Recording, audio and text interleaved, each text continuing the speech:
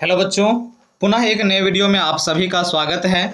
आप जो भी इस वीडियो को देख रहे हैं और आप जो भी एग्ज़ाम की तैयारी कर रहे हैं, चाहे जिस एग्ज़ाम का भी आप तैयारी कर रहे हैं, सभी एग्ज़ाम के लिए यह वीडियो आपके लिए रामबाण है।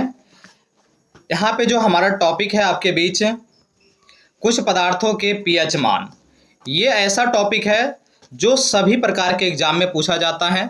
चाहे आप बिहार बोर्ड का एग्जाम दे रहे हैं, या फिर प्रतिभा खोज का एग्जाम दे रहे हैं, या फिर आप एसएससी का एग्जाम दे रहे हैं, या रेलवे का एग्जाम दे रहे हैं, सभी प्रकार के एग्जाम के लिए यह वीडियो बहुत ही महत्वपूर्ण है। टॉपिक है कुछ पदार्थ के पीएच मान। यहाँ पे हम आपको 10 पदार्थ और उसका पीएच मान बताने वाले हैं, तो वीडियो को आप अंत तक जरूर देखिए। अगर वीडियो पसंद आएगा तो आप इसे लाइक भी कीजिएगा। चलिए वीडियो में आगे बढ़ते हैं।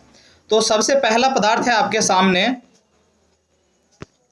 सबसे पहला पदार्थ आपके सामने है पानी। अगर शुद्ध पानी की बात करते हैं तो शुद्ध पानी का पीएच मान होता है 7, और यह जो होता है तटस्थ अर्थात उदासीन होता है। 7 जिसका पीएच मान होता है वो क्या होता है? उदासीन। एक बार अगर हम पीएच की बात कर लें तो पीएच जो होता है वह 0 से लेकर के 14 के बीच होता है।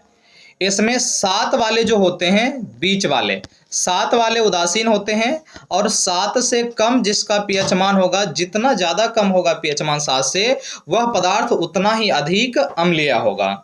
और 7 से अधिक जिन पदार्थों का पीएच मान होगा वह पीएच मान क्षारीय होगा, और 7 से जितना बढ़ते जाएगा 14 तक वह पदार्थ उतना ही ज़्यादा क्षारीय होते जाएगा।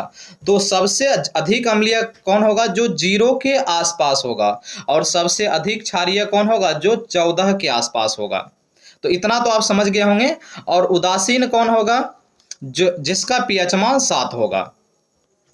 अब आइए, तो सबसे पहले पानी अर्थात शुद्ध पानी का पीएच मान हो जाता है 7, जो कि उदासीन है। नींबू के रस की बात करते हैं तो नींबू के रस का पीएच मान हो जाता है 2 से 3 के बीच होता है। कभी कभी 2.4 दे देता है, तो ये भी सही है।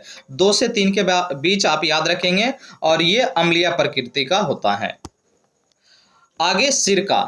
सिरका जो होता है, सिरका का पीएच मान 2 से 3 के बीच होता है, और यह भी अम्लीय है। नेक्स्ट, आगे 4 नंबर हो जाएगा। 4 में है दूध। दूध का पीएच मान जो होता है वो 6.5 से लेके 6.7 तक होता है। आप इसे 6.4 भी याद रख सकते हैं। स्टैंडर्ड रूप में 6.4 होता है, और ये हल्का अम्लीय होगा। आप इसे इस तरीके से भी याद रख सकते हैं, 6.4 होता है। आप दूध पी करके क्या कर सकते हैं? छक्का चौका लगा सकते हैं। तो इस तरह से भी आप याद रखें, दूध का पीएच मान होता है 6.4। चलिए नेक्स्ट,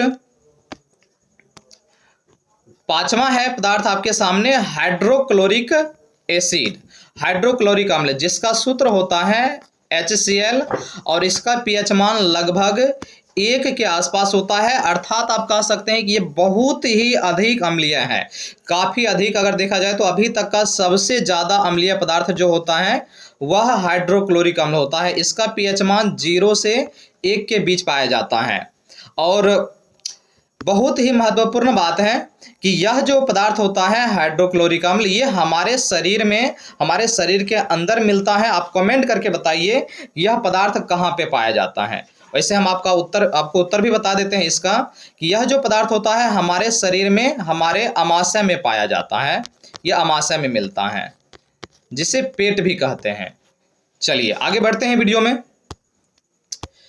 नेक्स्ट, सोडियम हाइड्रोक्साइड। देखिए जस्ट इसका अपोजिट है, जस्ट उल्टा। सोडियम हाइड्रोक्साइड, इसका एक और नाम है, इसे कास्टिक सोडा भी कहा जाता है। कास्टिक सोडा के नाम से बहुत ही ज़्यादा ये फेमस है, और इसका नाम आप लोग चलते फिरते सुनते भी होंगे।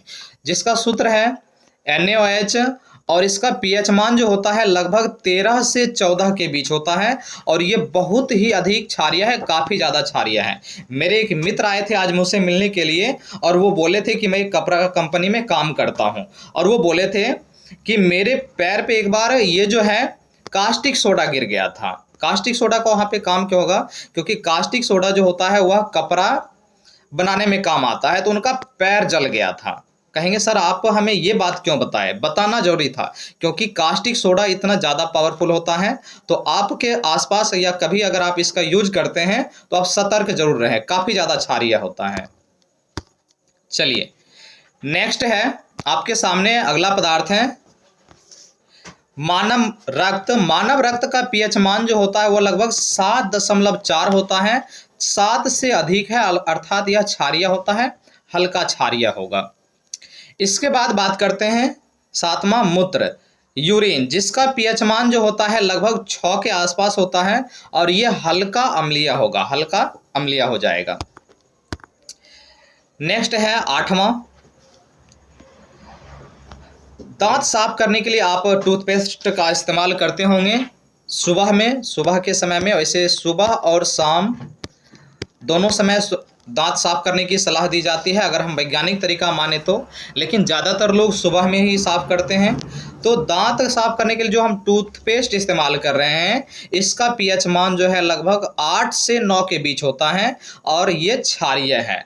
चूँकि हमारा मुख जो होता है, देखिए हमारा जो मुख होता है वो अम्लीय होता है, अम्लीय प्रवृत्ति का होता है।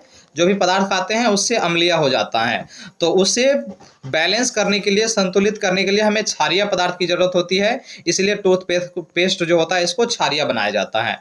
आप याद रखेंगे एग्जाम के लिए हमारे मुंह का पीएच मान 5.5 से कम नहीं होना चाहिए। इससे अगर ज़्यादा कम हो जाएगा तो हमारे जो दांत हैं वो काफ़ी ज़्यादा खराब होने लगेंगे, बहुत ही जल्द आपका दांत खराब हो जाएगा। बाकी आप टूथपेस्ट से जो है सो ब्रश करते रहें, अपने दांत का ख्याल रखें, स्वस्थ रहें। नेक्स्ट आइए, सेकेंड लास्ट है आपके सामने समुद्री जल। समुद्री जल का जो पीएच मान होता है वह लगभग 7.5 से 8.5 के बीच होता है, अर्थात यह क्षारीय हो जाएगा, हल्का क्षारीय होगा, 7 से अधिक। अगर आप शुद्ध जल की बात करेंगे तो शुद्ध जल का जो पीएच मान है वह 7 होता है, जस्ट अभी हम बताए हैं। लेकिन समुद्री जो पानी होगा उसका पीएच मान 7 से थोड़ा बढ़ जाता है और 7.5 से 8.5 के बीच हो जाएगा, अर्थात क्षारीय होता है, याद रखें आप। नेक्स्ट है मिट्टी। मिट्टी का जो पीएच मान होता है वह लगभग 5 से लेकर के 8 के बीच होता है और ये याद रखें आप, ये मिट्टी के प्रकार पे डिपेंड करेगा। अलग अलग प्रकार के मिट्टी का जो पीएच मान होता है अलग अलग होता है, बट मिट्टी का जो पीएच मान है आप याद रखें 5 से 5.5, 5 से कम नहीं होना चाहिए। या कभी डाटा दिया जाता है 5.5 से जो है मिट्टी का भी पीएच मान कम नहीं होना चाहिए, क्योंकि अगर इससे कम पीएच मान अगर चला गया तो मिट्टी जो होता है उसकी गुणवत्ता काफ़ी खराब हो जाती है और फसल बर्बाद हो जाते हैं, बर्बाद होने की संभावना ज़्यादा होती है। आप हमें कमेंट करके बताएं कि अगर मिट्टी अम्लीय हो जाता है, मिट्टी अम्लीय हो जाता है तो किसान क्या करते हैं, उस मिट्टी को बैलेंस करने के लिए किसान कौन सा जुगाड़ लगाते हैं जिससे मिट्टी जो है पुनः बैलेंस हो जाता है, संतुलित हो जाता है, उसका पीएच मान सही हो जाता है। चलिए, तो आपको जुड़ने के लिए बहुत बहुत धन्यवाद।